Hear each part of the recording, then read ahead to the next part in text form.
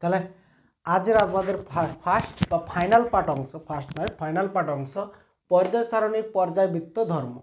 পর্যায়বৃত্ত ধর্মের মধ্যে কি ব্যাসার্ধ বা আকার এসছে, আয়নাইজেশন শক্তি এসছে, তড়িৎ ঋণাত্মকতা, জারণ বিচরণ ধর্ম, ধাতব ও অধাতব ধর্ম।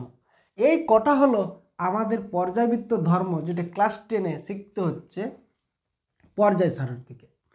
এদেরকে সাজাতে হবে বা পরীক্ষায় পড়বে কেমন, যে কোনো আমাদের 4টা মৌল বলে দিল, যে কার্বন, নাইট্রোজেন, অক্সিজেন, সোডিয়াম, এদেরকে যে কোনো একটা ধর্মের সাপেক্ষে বলবে যে ঊর্ধ্বক্রমে সাজাও বা অধক্রমে সাজাও। বলবে হয়তো ব্যাসার্ধের সাপেক্ষে, ব্যাসার্ধ সাপেক্ষে ঊর্ধ্বক্রমে সাজাও। এই যে কথাটা বলবে, এই 4টাকে আমাদের সাজাতে হবে, 4টা অংশকে। তাই আমরা দেখব যাদেরকে কি করে সাজানো হয়, কি নিয়ম আছে, যে ইজিলি আমরা অ্যাজ সম্পর্কে ধারণা পাবো। তার জন্য আমরা এখানে করছি কি, যে এই স্থানে আমাদের এই 5টা ধর্মকে আগে সাজাবো, যে পর্যায় সারণী বরাবর কে বাড়ে কে কমে। তাই আমরা এখানে আগে ট্রিক্স অ্যাপ্লাই করব, তারপর সাজাতে যাব। হলো, তারপর আমরা সংজ্ঞায় ঢুকবো। দেখো এই যে 6টা, মেনলি 5টা 2-এ করলে 7টা ধর্ম, তার মধ্যে পর্যায় বরাবর কিছু ধর্ম হচ্ছে কি বৃদ্ধি পায়, এটা পর্যায় বরাবর ডান থেকে বামে কিছু ধর্ম কি হয় বাড়ে, আর পর্যায় বরাবর উপর থেকে নিচে কিছু ধর্ম কমে। ঠিক একই রকম অপোজিট ফর্ম হবে, কিছু ধর্ম পর্যায় বরাবর বামে কমে আর উপর থেকে নিচে কি হয় বাড়ে। তাহলে যে সমস্ত ধর্ম বাম থেকে ডানে গেলে বাড়ে, তাদের মধ্যে 1 নম্বর হচ্ছে কি আয়োনাইজেশন,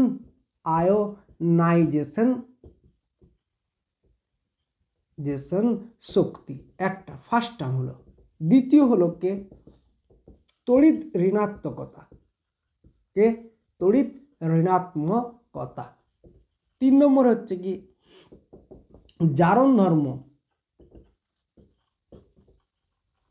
বুঝে। 4 নম্বরে আছে কে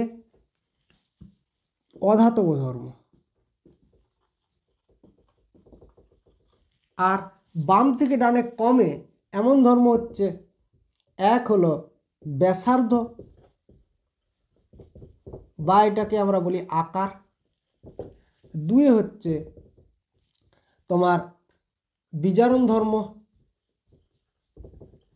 3 হলো ধাতব ধর্ম। তাহলে ভালো করে বুঝো যে এই 7টা ধর্মের মধ্যে এই 4জন যে রয়েছে, এরা বাম থেকে ডানে গেলে বাড়ে, উপর থেকে নিচে গেলে কমে। ঠিক অপর 3টা ধর্ম বাম থেকে ডানে কমে, উপর থেকে নিচে বাড়ে। তাই এদেরকে মনে রাখার জন্য সবসময় কনফিউজিং হয়। তাই আমরা এখানে কমের কাছে রয়েছে 3 জন। তাই এই কম থেকে একটা সূত্র তৈরি করব, যে ব্যাস বিধাতা হলো, মানে বলছে না যে খুব কষ্ট দিচ্ছে ঠাকুর, তখন বিধাতাকে আমরা বলছি ব্যাস, আর কষ্ট দিতে হবে না, ব্যাস বিধাতা। ব্যাস থেকে আসবে আমাদের ব্যাসার্ধ, বি থেকে এসছে বিজারণ ধর্ম, আর ধাতা থেকে এসছে ধাতব ধর্ম। এই 3 জন বাম থেকে ডানে কমে, উপর থেকে নিচে বাড়ে, হলো। বাকি এদের মধ্যে যারা পড়ছে না, তারা ঠিক এর অপোজিট ফর্ম, অর্থাৎ বাম থেকে ডানে বাড়ে, উপর থেকে নিচে কমে। তাহলে এই সূত্র আমাদের ক্ষেত্রে কি হলো গেম চেঞ্জার। এই লাস্টের যে পর্যায়বৃত্ত ধর্ম পড়তে হবে, সেই পর্যায়বৃত্ত ধর্মের মধ্যে সহজে এতগুলো ধর্মকে এক চিলতে মুখস্থ করে রাখার জন্য ব্যাস বিধাতা সূত্র অ্যাপ্লাই করব, যেখানে ব্যাস মানে ব্যাসার্ধ, বি মানে বিজারণ ধর্ম, ধাতা মানে ধাতব ধর্ম। এবার এদের মধ্যে কি পড়ে না, আয়নাইজেশন আর তড়িৎ ঋণাত্মকতা, এই দুজনের আমাদের কি করতে হবে সংজ্ঞা সহ উদাহরণ পড়তে হবে, সংজ্ঞা। বাকিদের সংজ্ঞা পড়েনি, কিন্তু মৌলতে দিবে সাজাতে হবে। তাহলে প্রথমে আয়নাইজেশন ক্ষমতা, তারপর তড়িৎ ঋণাত্মকতা দেখি কেমনভাবে সাজাই, তারও 2টা অংশ দেখি, বাকি একই ফরম্যাটে কাজ করে সমস্ত অংশ। তাহলে আমরা আর পরের অংশে যাচ্ছি, আয়োনাইজেশন শক্তি। কিসে যাব? আয়োনাইজেশন শক্তি। তাহলে আর পরের অংশ হলো আমাদের আয়োনাইজেশন শক্তি। আয়োনাইজেশন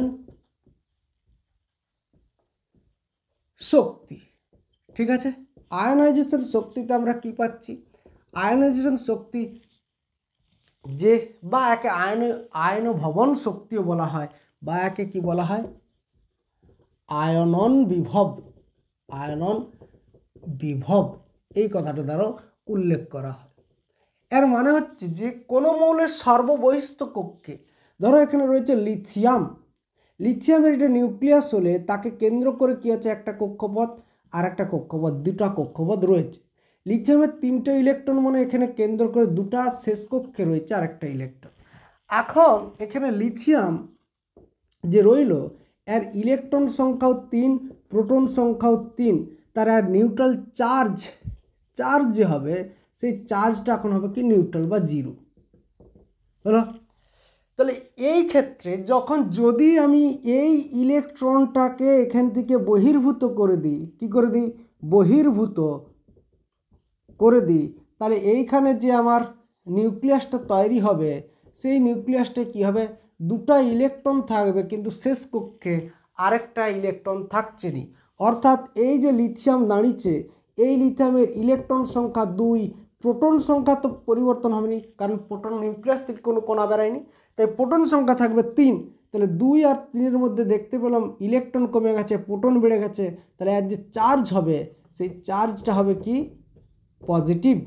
অর্থাৎ লিথিয়াম না লিখে আমরা লিথিয়ামের মাইনাস ওই মাথায় একটা প্লাস লিখবো বা আধান দেবো। তাহলে লিথিয়াম এখানে ছিল, কিছু থাকেনি, মানে 0, 2 জার্নি করছে কি? Li plus.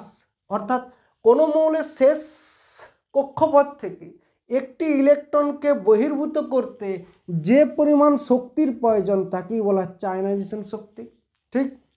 তাহলে এটাকে আমরা সংজ্ঞায় বাঁধি বা সংজ্ঞা তৈরি করি যে কোনো মৌলের সর্ববহিস্থ কক্ষে, কোনো মৌলের সর্ববহিস্থ কক্ষে কি করে আছে? দুর্বলভাবে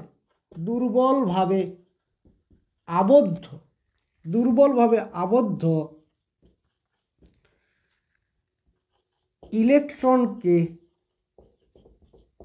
ইলেকট্রনকে কি করব? বহির্ভূত করে মৌলটিকে কিসে ট্রান্সফার করছি? ধনাত্মক চার্জে। মৌলটিকে একক ধনাত্মক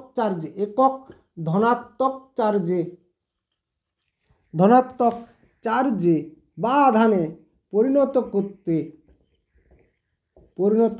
করতে যে পরিমাণ শক্তির প্রয়োজন হয়, তাকে বলি আয়নাইজেশন শক্তি। আর আবারও বুঝি, এরকম উদাহরণ একটা শো করাবো আর সংজ্ঞা দেবো, যেখানে বলা হচ্ছে কোনো মৌলের সর্ববহিস্থ কক্ষে থেকে একটি ইলেকট্রন বহির্ভূত করে মৌলটিকে একক ধনাত্মক চার্জে পরিণত করতে কী হবে? যে পরিমাণ শক্তির প্রয়োজন তাকে বলা হয় আয়নাইজেশন শক্তি, ঠিক। এই আয়নাইজেশন শক্তি যদি লক্ষ্য করি পর্যায় বরাবর, অর্থাৎ আমাদের যে সূত্র ছিল বাম থেকে ডানে বাড়ে, উপর থেকে নিচে কমে, তাই তো? ব্যাস বিধাতার বিপরীতে পড়ছে। তাহলে এই বরাবর কি হয়? বাড়ে, আর এই বরাবর কি হয়? কমে। তার মানে এটা বলতে পারছি যে পর্যায় সারণীর যে পর্যায় হয়, সেখানে পর্যায় বরাবর কি করছে? পর্যায় বরাবর বাম থেকে ডানে কি করলো? বাড়ে, ঠিক। বাম থেকে ডানে বাড়লেই শ্রেণী বরাবর কি আসবে? শ্রেণী বরাবর উপর থেকে নিচে, একবার লিখে দেবো, উপর থেকে নিচে কি ঘটছে? উপর থেকে নিচে কমছে, তাহলে লিখবো কমে, তাই তো? তাহলে এই হলো কি? পর্যায় বরাবর পরিবর্তন। এবার আমাকে দিয়ে দিল যে কোনো র্যান্ডম 4টা সংখ্যা দিয়ে দিতে পারে, যে কার্বন অ্যালুমিনিয়াম, সালফার, পটাশিয়াম। বলে এদেরকে ঊর্ধ্বক্রমে সাজাও, ঊর্ধ্বক্রমে সাজাও। হলো? তাহলে ঊর্ধ্বক্রমে সাজালে আমার কি নিয়ম কি? বাম থেকে ডানে বাড়ে, উপর থেকে নিচে কমে। তাহলে আমি এখানে দেখব যে কার্বন কত হয়, 6টা হয়, তার মধ্যে 2,4। অ্যালুমিনিয়াম কি হয়, 13 হয়, তার মানে 2,8,3। সালফার 16 হয়, তার মানে 2,8,6। পটাশিয়াম 19 হয়, তার মানে 2,8,8,1। তাহলে আমি যদি লক্ষ্য করি পর্যায় আর শ্রেণী করতে যাই, তাহলে লক্ষ্য করব যে কার্বন আছে 2 নম্বর পর্যায়ে 14 নম্বর শ্রেণী। কারণ আমরা শ্রেণী আর পর্যায় নির্ণয় করতে শিখেছি। যেখানে শেষ কক্ষে 2-এর বেশি হলে 10 যোগ করি। তাহলে এখন 2টা ভাগে ভেঙেছে বলে পর্যায় 2, 10 যোগ করে হলো 14, শ্রেণী 14। এর পর্যায় হলো 3, শ্রেণী হলো 13। এর পর্যায় হলো 3, শ্রেণী হলো 16। এর পর্যায় হলো 4 আর শ্রেণী হলো 1। তাহলে এদেরকে এখন সাজালে দেখতে পাচ্ছি যে দুতলার লোক বা 2 নম্বর পর্যায়ে, 3 নম্বর পর্যায়ে, 4 নম্বর পর্যায়ে, অর্থাৎ 3টা পর্যায় রয়েছে। 2 নম্বর পর্যায়ে কে আছে? শুধু কার্বন আছে, আর কেউ নাই বলে আমি কার্বনকে উপরে স্থান দিলাম। ঠিক। 3 নম্বর পর্যায়ে 2জন আছে, কে কে? অ্যালুমিনিয়াম আর সালফার। অ্যালুমিনিয়াম আছে 13 নম্বর রুমে, সালফার আছে 16 নম্বর রুমে। তাহলে 13 নম্বর রুম আগে আসবে, তারপরে 16 নম্বর, অর্থাৎ 13 নম্বর শ্রেণী আগে আসবে, তারপর 16 নম্বর। তাই অ্যালুমিনিয়ামকে আগে স্থান দিলাম, তারপরে সালফারের স্থান দিলাম। 4 নম্বরে একজনই রয়েছে, সেটি হলো পটাশিয়াম। তাই 4 নম্বর তালার লোককে নিচে লিখে দিল। আমার সূত্র কি? বাম থেকে ডানে কি হয়? বাড়ে। উপর থেকে নিচে কি হয়? কমে। তাহলে বাম থেকে ডানে বাড়ছে মানে আগে উপর থেকে নিচে দেখব। উপর থেকে নিচে কম মানে ই সবচেয়ে কম, তারপরে এরা মিডিয়ামে, তারপরে সবচেয়ে বেশি। তাহলে এখন আমি লক্ষ্য করতে পারছি কি, সাজালে দেখতে ঊর্ধ্বক্রমে যদি আমি সাজাতে যাই, তাহলে আমি লক্ষ্য করতে পারবো কি, পটাশিয়ামের হলো সবচেয়ে কম, তারপরে তাদের থেকে বেশি হবে অ্যালুমিনিয়াম বা সিলিকন, তার সবচেয়ে বেশি হবে কি, কার্বন। এই মাঝখানে হয় এখানে অ্যালুমিনিয়াম নয় সিলিকন বসবে। এবার আমরা দেখব অ্যালুমিনিয়াম বসবে না সিলিকন। বাম থেকে ডানে বাড়ে, বাম থেকে ডানে বাড়ে, তার মানে সালফার বড়, অ্যালুমিনিয়াম ছোট। তাহলে আগে হলো অ্যালুমিনিয়াম, অ্যালুমিনিয়ামের চেয়ে বড় সালফার, সালফারের চেয়ে বড় হলো কি, কার্বন। ঠিক বুঝা গেল? এইরকম করে যদি আমাকে আরও 2-একটা দেয়, আয়নাইজেশন ক্ষমতার সাপেক্ষে সাজাতে বলল, যে যদি এইটার সাপেক্ষে অন্য কোনো দেয়, সাপোজ ধরো সালফার, তারপরে দিয়েছে নাইট্রোজেন, ফ্লুরিন আর ক্লোরিন দিয়েছে। তাহলে আমার ক্ষেত্রে ফার্স্ট টু লাস্ট আবার দেখো, একেও যদি ঊর্ধ্বক্রমে সাজায়, সেম প্রসেস। সালফার মানেই 16, ভাঙবো আমি 2,8,6। নাইট্রোজেন দিলেও ভাঙবো আমি, নাইট্রোজেনের হয় কত, 7, তাহলে 2,5। ফ্লুরিন দিচ্ছে, ভাঙবো আমি, ফ্লুরিনের ইলেকট্রন সংখ্যা হলো 9, তার মানে 2,7। ক্লোরিনের হলো 17, তার মানে 2,8,7। আমি ভাঙলাম, ভেঙেই আমি কি করব, এদের পর্যায় আর শ্রেণী, পর্যায় করব আর শ্রেণী করব। ভালো করে বুঝো, সবেরই পর্যায় শ্রেণী করতে যাব সঙ্গে সঙ্গে। 3টা ভাগে ভেঙেছে পর্যায় 3, 2 ভাগে ভেঙেছে পর্যায় 2, 2 ভাগে ভেঙেছে পর্যায় 2, 3 ভাগে ভেঙেছে পর্যায় 3। শ্রেণী 10-6 16, 10-5 15, 10-7 17 আর 10-7 17 হলো। তাহলে এখন দেখতে পাচ্ছি কি, দোতলার লোক 2জন আছে, কে কে আছে, নাইট্রোজেন আর ফ্লুরিন। নাইট্রোজেন 15, ফ্লুরিন 17 নম্বর রুমে আছে। তাহলে আগে নাইট্রোজেন হবে, তারপরে হবে ফ্লুরিন। ঠিক। 3 নম্বর রুমে 2জন আছে, 3 তলায় 2জন আছে, সালফার আর ক্লোরিন। একজন 16 নম্বর রুম, একজন 17 নম্বর রুম। তাই আগে সালফার হবে, তারপরে ক্লোরিন হবে। 3 তলা বলে আমি নিচের দিকে লিখলাম, 2 তলা, প্রথমে 2 তলা, 3 তলা, 4 তলা, এইভাবে লিখতে হবে। তাহলে বাম থেকে ডানে গেলে আমার কি হয়, বাড়ে আয়নাইজেশন শক্তি। উপর থেকে নিচে গেলে কি হয়, কমে। তাহলে যদি বাড়ে, তাহলে আমি দেখতে পাচ্ছি এই বরাবর কমে, মানে এরা দুজন কম। এদের মধ্যে কে কম কে বেশি? সালফার আর ক্লোরিন, এদের মধ্যে কে কম কে বেশি? বাম থেকে ডানে গেলে বাড়ে, তার মানে ক্লোরিন বেশি সালফার কম। তাহলে আমি এখানে লিখব আগে সালফার, তার চেয়ে বড় হলো ক্লোরিন। ঠিক একই রকমভাবে উপর তলায় উঠলে বাম থেকে ডানে বাড়ে, অর্থাৎ নাইট্রোজেন কম ফ্লোরিন বেশি, তাই নাইট্রোজেন তারপরে হয়ে গেল ফ্লোরিন। ঠিক বোঝা গেল? এইভাবে আমাদেরকে সাজাতে হবে ঊর্ধ্বক্রমে। এইগুলাকে বলা হচ্ছে চারটা যে কোনো মৌল দিবে সাজাবে। আয়নাইজেশন শক্তি হোক, তড়িৎ ঋণাত্মকতা হোক, যে কোনো শক্তি হোক, জারণ বিজারণ, ধাতব ধাতব ধর্মে যে কোনো ফরম্যাটে সাজাতে বলতে পারে। আমরা এই ফর্ম অর্থাৎ সেম প্যাটার্ন অ্যাপ্লাই করব, বাম থেকে ডানে বাড়ে না কমে অ্যাপ্লাই করব, করে এখানে সাজাবো। ঠিক আচ্ছা, দ্বিতীয় নম্বর যেটা আমাদের সংজ্ঞা জিজ্ঞাসা করে সেটা হলো কি না, সেটা হলো হচ্ছে আমাদের তড়িৎ ঋণাত্মকতা। সরি একটু,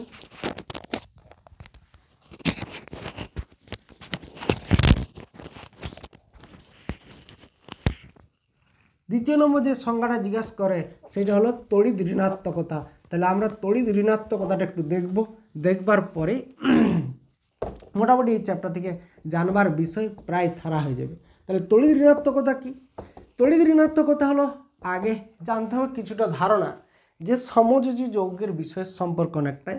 যে ধরো H2 একটা যৌগ হলো, H2 যৌগে কি হয় না, এদের গঠন স্ট্রাকচার এমন হয় যে ওকে কেন্দ্র করে দুটো হাইড্রোজেন দুদিকে আছে, তাই তো? হাইড্রোজেন দুদিকে আছে মানে এখানে ওকে কেন্দ্র করে এইখানে ও এর একটা ইলেকট্রন, হাইড্রোজেনের একটা ইলেকট্রন, একটা ও এর একটা ইলেকট্রন, একটা হাইড্রোজেনের ইলেকট্রন মিলে এরা স্ট্রাকচার করে রয়েছে হলো। এই স্ট্রাকচারের মধ্যে অক্সিজেন আর হাইড্রোজেনের তুলনায় আকারে অক্সিজেন বড়, হাইড্রোজেন ছোট। এছাড়াও অক্সিজেনের এখানে চারটা আছে মানে আরও দুটো এখানে কি করেছে ইলেকট্রন রয়েছে এক্সট্রা, মানে চারটা ইলেকট্রন রয়েছে। এরা এইটা মিলে অক্সিজেন কি হচ্ছিল 8 কমপ্লিট হচ্ছিল। হাইড্রোজেন এখান থেকে মিলে এইটা নিলে তার 2 কমপ্লিট হয়ে নিষ্ক্রিয় হচ্ছিল, হাইড্রোজেন এইটা নিলে 2 কমপ্লিট হয়ে নিষ্ক্রিয় হচ্ছিল।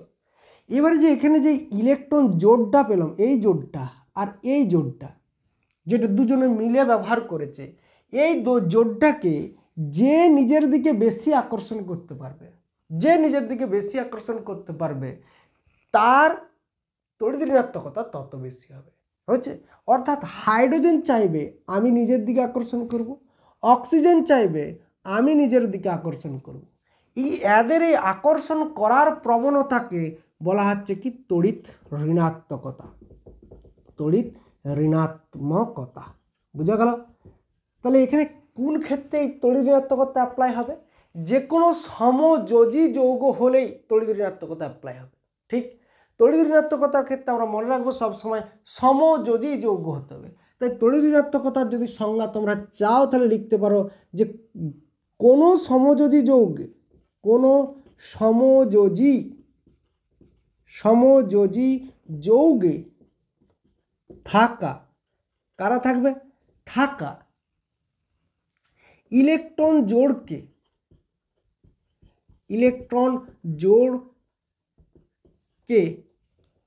ওই যৌগের মধ্যে থাকা মৌলগুলি দ্বারা নিজের দিকে আকর্ষণ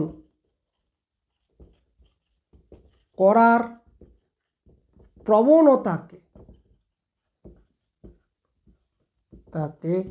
বলে কি তড়িৎ ঋণাত্মকতা। তাহলে এই যে ইলেকট্রন জোড় হচ্ছে এটা আকর্ষণ করার প্রবণতাকে বলা হয় তড়িৎ ঋণাত্মকতা। এবার এর ক্ষেত্রেও কি দেখেছি, বাম থেকে ডানে কি হয় বাড়ে, উপর থেকে নিচে কমে হলো। তাহলে বাম থেকে ডানে কেন বাড়ছে না, যত বাম থেকে ডানে যাব তত কি হবে ইলেকট্রন সংখ্যা বেশি, তাই এটা বাড়বে। আর আমরা যদি অত গভীরে না যাই, বাম থেকে ডানে বাড়ে আমার ব্যাস বিধাতা সূত্র, ব্যাসার্ধ বিজারণ ধর্ম ধাতব ধর্ম ছাড়া বাকি সমস্ত ধর্মই কী হবে, বাম থেকে ডানে বাড়ে। তাহলে আমাকে প্রশ্ন দিবে পর্যায় বরাবর কি হয়, পর্যায় বরাবর আমি লিখব বাম থেকে ডানে ডানে বাড়ে। আর শ্রেণী লিখলে শ্রেণীতে কি করব, উপর থেকে নিচে নিচে কমে। ব্যাস হয়ে গেল। এই হলো আমাদের তড়িৎ ঋণাত্মকতা, তার পর্যায় বরাবর পরিবর্তন, শ্রেণী বরাবর পরিবর্তন। এবার আমাদের কি দিবে, যে কোনো চারটা যৌগ দিবে, যেমন করে আমরা আয়নাইজেশন ক্ষমতায় সাজিয়েছি তেমন করে সাজাবে। তাহলে যে কোনো চারটা যৌগ দিয়ে আমার আয়নাইজেশন ধর্ম দ্বারাও সাজাতে বলতে পারে, তড়িৎ ঋণাত্মকতা দ্বারাও সাজাতে বলতে পারে, এছাড়া ধাতব অধাতব ধর্ম, জারণ বিজারণ ধর্ম দ্বারাও সাজাতে বলতে পারে। তাছাড়া আমাদের এখানে কী থাকে, কিছু সাসপেন্স পার্টিকেল সাপেক্ষে বা মৌল দিয়ে আমাদের তার পর্যায় সারণীতে শ্রেণী, অবস্থান এবং সাজানোর কথা বলে।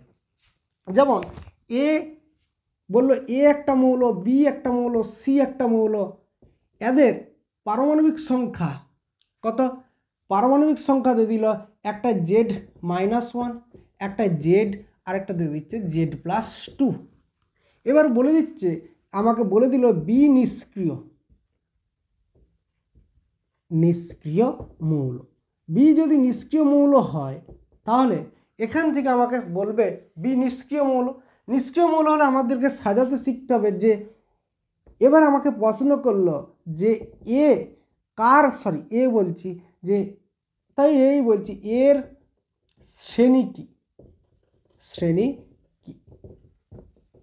দুয়ে ধরলো কার তড়িৎ ঋণাত্মকতা বেশি, কথা বেশি। 3 নম্বরে ধরলো কার জারণ ধর্ম বেশি। 4 নম্বরে লিখলে হতো কার ধাতব ধর্ম বেশি। এরকম লিখতে পারে, দিতে পারে, দেখ। তাহলে আমরা একে লিখেই কি করব, এ Z-1 লিখলাম, বি Z+2, যেখানে বি নিষ্ক্রিয় মানে এই 18 নম্বর শ্রেণী, 18 থেকে, সরি -1 ছিল, 18 থেকে কত কম, 1 কম, তাহলে এর শ্রেণী সংখ্যা কত হলো, 17 নম্বর শ্রেণী। আর 18 থেকে 2 বেশি অর্থাৎ 20 হবে। 20 কি শ্রেণী আছে, শ্রেণী নেই। তাহলে 20 শ্রেণী নেই মানে কি, পর্যায় সারণীতে 20 নাই মানে 18-র পর পরের পর্যায়ে চলে যাচ্ছে, অর্থাৎ এই যে 3 নম্বর হতো এই 4 নম্বর পর্যায়ে চলে যাচ্ছে, 1 2 অর্থাৎ 2 নম্বর শ্রেণীতে চলে যাচ্ছে, তাই তো। তাহলে এইখানে হলো এগুলো শ্রেণী সংখ্যা। তাহলে ফার্স্ট প্রশ্ন আমাকে দিয়েছে এর শ্রেণী কি, আমি এর শ্রেণী বলে দিতে পারবো কি 17 নম্বর শ্রেণী। 2 নম্বরে দিয়েছে কার তড়িৎ ঋণাত্মকতা বেশি, কার জারণ ধর্ম। তাহলে আমি আগে লক্ষ্য করে এদেরকে সাজালে দেখব ই পরের তালার লোক, অর্থাৎ এ, তারপরে সেই তালারই রয়েছে বি, পরের তালায় রয়েছে সি। এখন তড়িৎ ঋণাত্মকতা কার বেশি না, তড়িৎ ঋণাত্মকতা বাম থেকে ডানে বাড়ে, উপর থেকে নিচে কমে। তাই জেনারেলি হওয়ার কথা ছিল কি বি, কিন্তু বি নিষ্ক্রিয়। নিষ্ক্রিয় মৌলের ক্ষেত্রে তড়িৎ ঋণাত্মকতা কি হবে, 0, বা তড়িৎ ঋণাত্মকতার ধর্ম খাটে না। নিষ্ক্রিয় মৌলের ক্ষেত্রে তড়িৎ ঋণাত্মকতা খাটে না। তাহলে কে তড়িৎ ঋণাত্মক মৌল বেশি হবে না, তড়িৎ ঋণাত্মক মৌল হলো, এখানে লিখব তড়িৎ ঋণাত্মক মৌল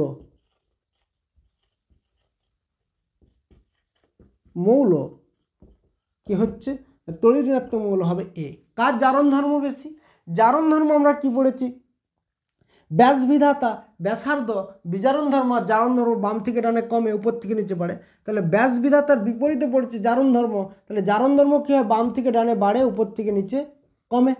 তাহলে জারণ ধর্ম বি নিষ্ক্রিয় ক্ষেত্রে প্রযোজ্য নয়, কারণ যে নিষ্ক্রিয় মৌল সে ইলেকট্রন দিবেও না, ইলেকট্রন নিবেও না, তাই জারণ বিজারণ ধর্ম পড়ছেন। তাই জারণ ধর্ম কার বেশি হবে না, জারণ ধর্ম যেহেতু এই দিকে বাড়ে, এই বরাবর কমে, নিষ্ক্রিয় মৌল পড়ে, তাই জারণ ধর্মের ক্ষেত্রে পাবো জারণ ধর্ম এসলেও আমরা পড়ব কার বেশি না, এইটাও এরই বেশি। তারপরে বলছে কার ধাতব ধর্ম বেশি, ব্যাস বিধাতা। ধাতব ধর্ম বাম থেকে ডানে কি হয়, কমে, ধাতব ধর্ম এই বরাবর কমে, আর এই বরাবর কি হয়, বাড়ে। তাহলে বাম থেকে ডানে কমছে, উপর থেকে নিচে বাড়ছে, মানে ধাতব ধর্ম বেশি হয়ে যাবে কার? সি এর। তাহলে ধাতব ধর্ম বেশি হলো সি। বুঝা গেল? এইরকম প্রবলেম আমাদের ক্ষেত্রে আসবে। যদি আরও ডিটেলসে আলোচনা করতে হয় তখন আমরা আরও ডিটেলস নিয়ে একটা ভিডিও করব। ঠিক আছে? ওকে।